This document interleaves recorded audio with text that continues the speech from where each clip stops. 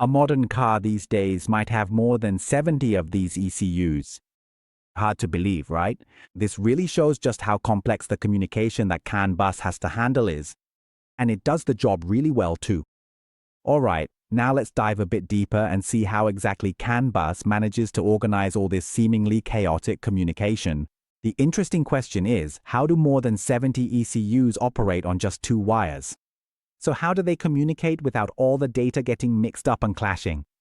The secret lies in these 2 key principles. The first principle is that every message sent out is broadcast so that all ECUs can hear it at the same time, just like making an announcement in a meeting room.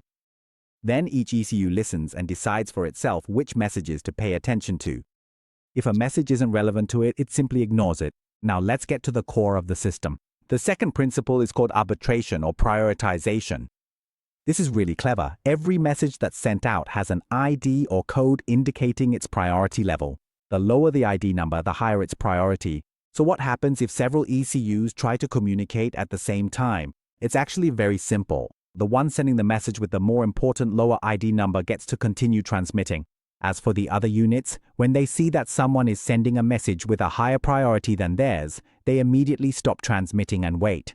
This is exactly why important data, like brake signals, always reach their destination first without any interruptions. It's a system that looks simple but is actually incredibly powerful. Okay, you probably have a good understanding of how it works now, right? Now there's another interesting question. So what language do the ECUs use to communicate? Because you need to understand that canbus is just like a framework or a set of general rules, but the actual language they use to communicate is a whole different matter. Let's compare it like this. Think of canbus as being like the letters from A to Z or the basic grammar rules. It's just the fundamental structure. The actual languages we use to communicate, like Thai or English, are what we call high-level protocols. In the automotive world, the most popular languages are things like J1939 or OBD2. There are actually many different languages or protocols running on the CAN bus. It depends on what it's being used for. For example, heavy trucks or tractors use a language called J1939. As for most passenger cars that we use, when mechanics plug in a computer to check them, that's using the OBD2 language.